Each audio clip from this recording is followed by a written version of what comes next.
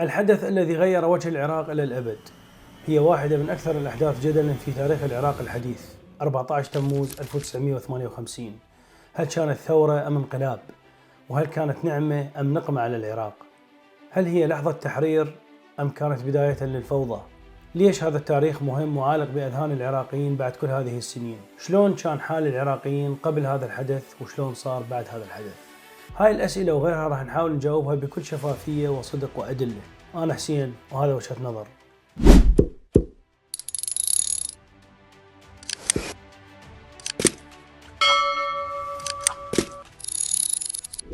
شوف، حتى تقدر تفهم شنو صار ب 14 تموز 58 لازم نرجع شوية بالتاريخ إلى الوراء حتى نفهم جذور الموضوع. العراق كان تحت الانتداب البريطاني بعد الحرب العالمية الأولى، وهذا مو رأي، هذه حقيقة. يكفيك أن تعلم أنه في وسط بغداد كان هنالك تمثال للجنرال البريطاني مود الذي احتل العراق سنة 1918. عام 1921 تأسست المملكة العراقية تحت حكم الملك فيصل الأول، جزء من ترتيبات بريطانيا لفرض نفوذها في المنطقة بموجب المعاهدة الأنجلو عراقية. والكل يعلم كيف كانت هذه الاتفاقية مذلة ومهينة للعراق وشعبه. كان للعراق استقلال شكلي وكان تابعا للتاج البريطاني وكان تحت الانتداب. نور سعيد الذي تبوأ رئاسة الحكومة 14 مرة لعب دور مهم في العهد الملكي، وكان يشكل عقبة أمام تطوير البنية الفوقية أي السلطة، وكان يحكم حتى في الفترات التي لم يكن هو فيها رئيسا للحكومة. راح نعطيك مثال بسيط وسريع. في الانتخابات البرلمانية عام 1954 حصلت أحزاب المعارضة على 11 مقعد فقط من أصل 131 مقعد. كان رئيس الوزراء آنذاك أرشد العمري الذي كان زميل نور سعيد، فلم يتحمل نور سعيد هذا العدد القليل من نواب المعارضة، فما كان منه إلا أن قام بانقلاب على زميله أرشد العمري بعد 24 ساعة من افتتاح البرلمان، فعطل البرلمان وأعلن حالة الطوارئ، وألغى الأحزاب ومنظمات المجتمع المدني، وأغلق الصحف باستثناء المؤيدة للسلطة، وشكل الحكومة برئاسته. ولهذا السبب وعشرات الأسباب غيرها يأست المعارضة الوطنية من أي أمل في الإصلاح والتغيير بالوسائل السلمية، وعليه حصل الانفجار. الأوضاع الاقتصادية كانت سيئة بالنسبة للغالبية العظمى من الشعب. النخبة الحاكمة والمقربة من القصر الملكي كان وضعها نسبيا أفضل من باقي الشعب، في حين كانت الفجوة بين الفقراء والأغنياء تتسع باستمرار. وهذا مو كلامي، كلام حنا بطاطو. ففي كتابه العراق يوضح حنا بطاطو أن الفقر والبطالة والفساد كانت عوامل رئيسية في تأجيج السخط الشعبي ضد الحكم الملكي.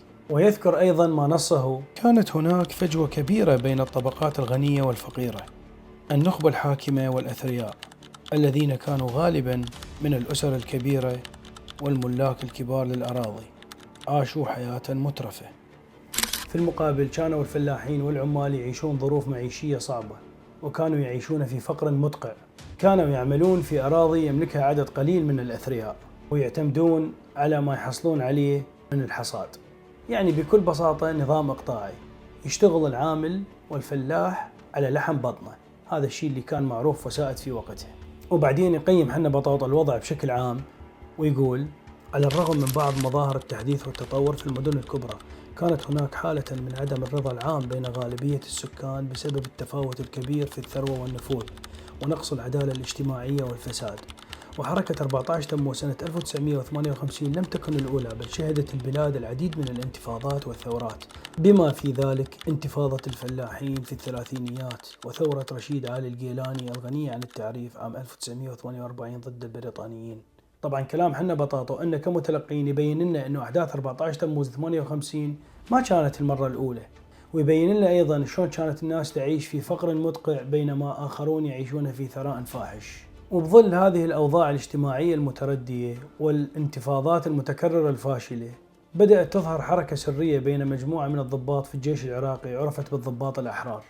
كان من بينهم عبد الكريم قاسم وعبد السلام عارف وصالح مهدي عماش وناظم الطبقشلي ورفعت الحاج سري وغيرهم. بلغ عددهم بالبداية 19 ضابط، ولكن سرعان ما توسعت الحركة لتشمل عشرات الضباط الآخرين.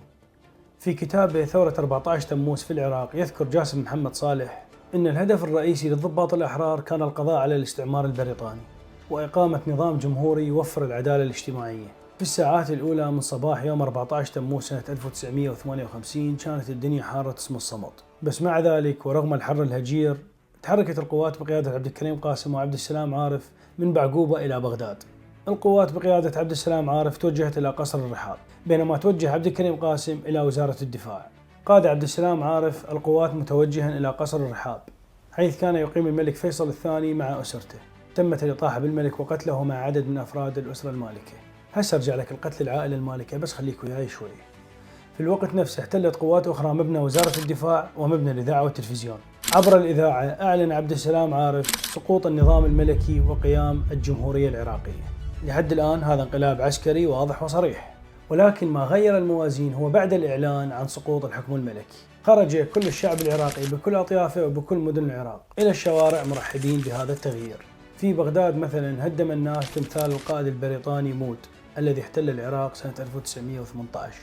يذكر المؤرخ عبد الرزاق الحسني أن الإعلان عن الجمهورية العراقية جاء كمفاجأة لكل الشعب العراقي، لكنه قوبل بفرحة كبيرة بين الفقراء والمهمشين. زين، شنو كانت أهداف الثورة أو التغيير أو الانقلاب؟ الأهداف كانت التخلص من النفوذ البريطاني، إقامة نظام جمهوري ديمقراطي، تحقيق العدالة الاجتماعية، تحسين الأوضاع الاقتصادية. بس المشكلة على الرغم من الحماس إلا أن تحقيق هاي الأهداف ما كان سهل. يتناول كنعان مكية كيف أن الأحداث الخارجية والداخلية حالت دون تحقيق الكثير من الأهداف. نجحت ثورة 14 تموز في منح العراق استقلاله فعليا من السيطرة البريطانية. في كتابه تاريخ العراق الحديث يرى حنا بطاطو أن الثورة على الرغم من نواياها الطيبة ما قدرت تحقق الاستقرار والازدهار اللي كان يأمله الشعب العراقي.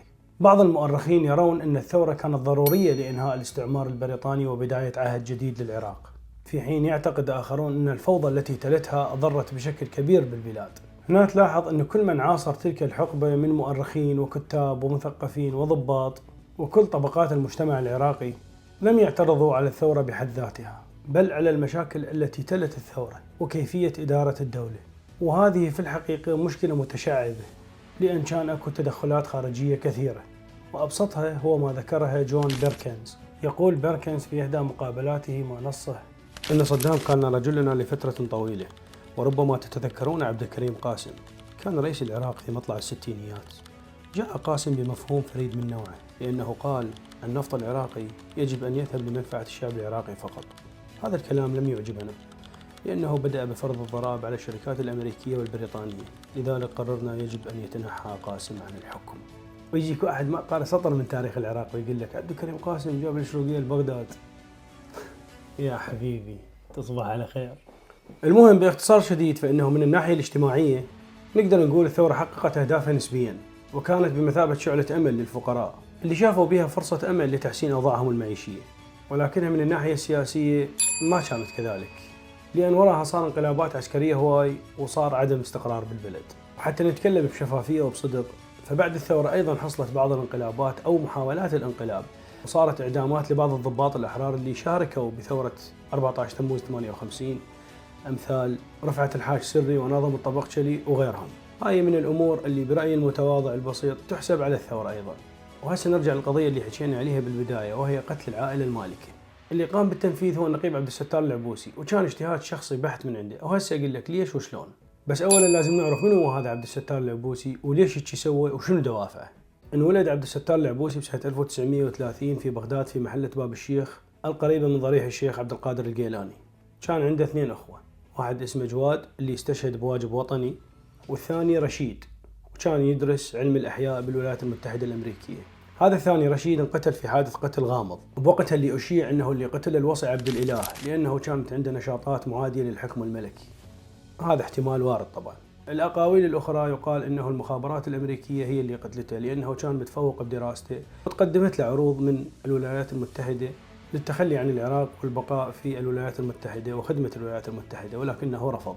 وهذا الاحتمال أيضا وارد، لأن صارت كثير بالتاريخ قصص مشابهة لهذه القصة.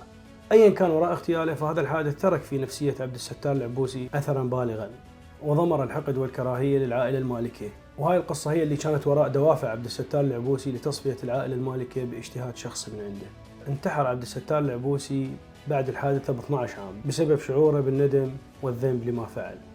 زين، أنا ليش ذكرت هذا الشيء؟ حتى الناس والأجيال الجديدة تعرف وتفهم ما حدث في ذلك اليوم، وما ترمي بالتهم جزافا على هذا وذاك، لأن هذا الشيء مو صحيح. لأن من تحكي تعلم دائما يكون عندك دليل وأساس تستند عليه، لا تحكي بدون دليل ولا قراءة. ختاما نقول ونذكر دائما أنه لا توجد أي دولة محتلة على وجه الكوكب تعمل لصالح الدولة اللي محتلتها، بل على العكس الدولة المحتلة دائما ما جاية وجايبة أساطيلها وجيوشها لسواد عيونك أو لخدمتك، بل جاية حتى تمتص خيرات البلد وتنهب خيراته وتسرق ثرواته بكل الإمكانيات والسبل المتاحة، سبل كانت أخلاقية أو غير أخلاقية. وهذا ما أثبته لنا التاريخ والأيام. والآن أنت برأيك، هل كانت أحداث 14 تموز 58 ثورة أم انقلاب؟ أشوفكم بخير، ولا تنسون المتابعة إذا عجبتكم الحلقة. في أمان الله.